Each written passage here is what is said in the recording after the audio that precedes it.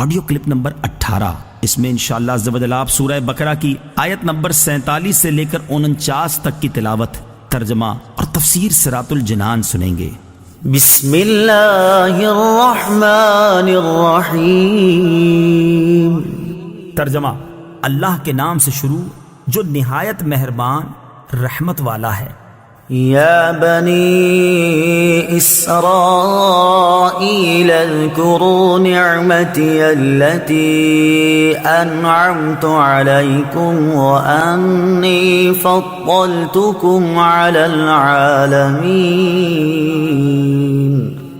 ترجمہ: اے یعقوب کی اولاد، یاد کرو میرا وہ احسان جو میں نے تم پر کیا، اور یہ کہ میں نے تمہیں اس سارے زمانے پر فضیلت عطا فرمائی۔ یا بنی اسرائیل اذکروا نعمتی التی، اے یعقوب کی اولاد میرا احسان یاد کرو۔ تفسیر صراط الجنان میں ہے، یہاں سے ایک بار پھر بنی اسرائیل کو اللہ تعالیٰ کے احسانات یاد کرنے کا حکم دیا گیا ہے تاکہ وہ اللہ تعالیٰ کے حبیب صلی اللہ تعالیٰ علیہ وسلم کی اطاعت ترک کرنے سے ڈریں اور ان پر حجت پوری ہو جائے۔ واتقوا يوما لا تجزي نفس عن نفس شيئا ولا يقبل منها شفاعة ولا يؤخذ منها عدل ولا هم ينصرون۔ ترجمہ: اور اس دن سے ڈرو جس دن کوئی جان کسی دوسرے کی طرف سے بدلہ نہ دے گی، اور نہ کوئی سفارش مانی جائے گی، اور نہ اس سے کوئی معاوضہ لیا جائے گا، اور نہ ان کی مدد کی جائے گی۔ لا تجزی نفس عن نفس شیئا، کوئی جان کسی دوسرے کی طرف سے بدلہ نہ دے گی۔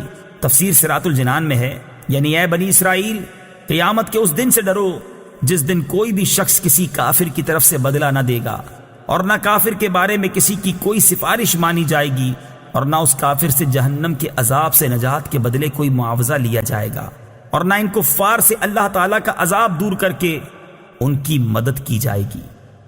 شفاعت کی امید پر گناہ کرنے والا کیسا ہے؟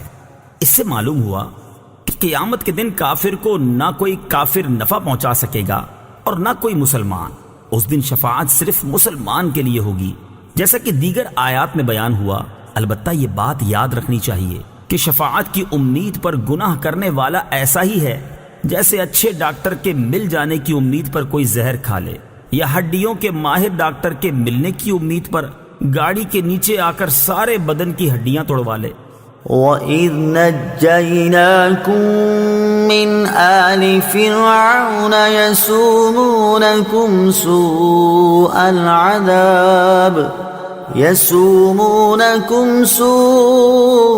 الْعَذَابِ يُذَبِّحُونَ أَبْنَاءَكُمْ وَيَسْتَحْيُونَ نِسَاءَكُمْ وَفِي ذَلِكُمْ بَلَاءٌ مِّن رَّبِّكُمْ عَظِيمٌ۔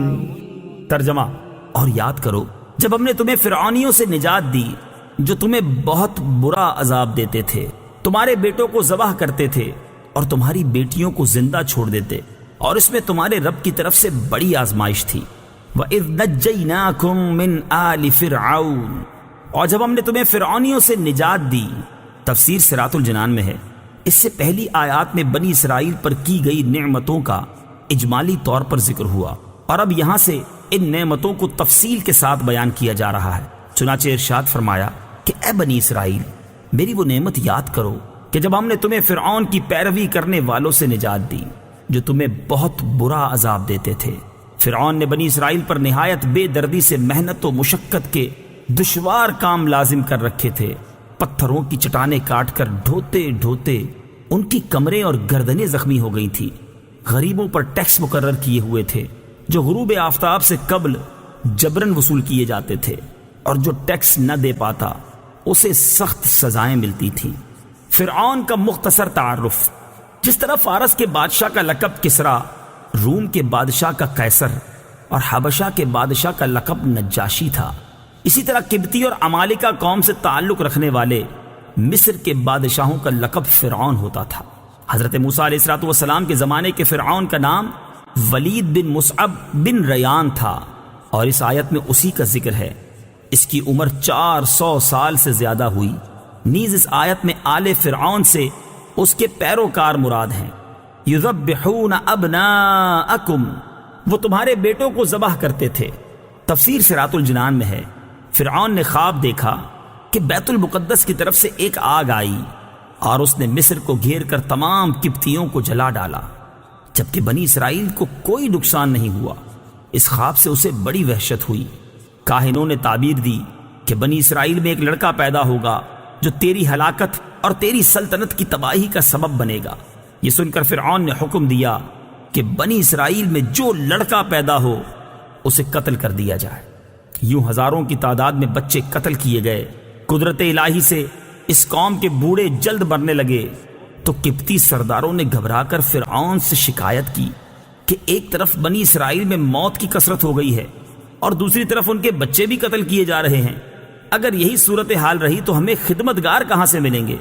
اس پر فرعون نے حکم دیا کہ 1 سال بچے قتل کیے جائیں اور 1 سال چھوڑ دیے جائیں۔ تو جو سال چھوڑنے کا تھا اس میں حضرت ہارون علیہ الصلوۃ والسلام پیدا ہوئے، اور قتل کے سال حضرت موسیٰ علیہ الصلوۃ والسلام کی ولادت ہوئی۔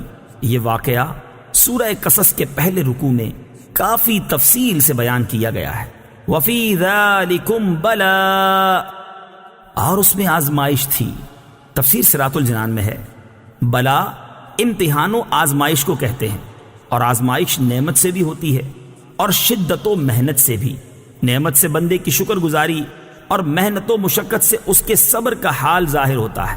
اس آیت میں اگر ذالکم کا اشارہ فرعون کے مظالم کی طرف ہو تو بلا سے محنت و مصیبت مراد ہوگی، اور اگر ان مظالم سے نجات دینے کی طرف اشارہ ہو تو بلا سے نعمت مراد ہوگی۔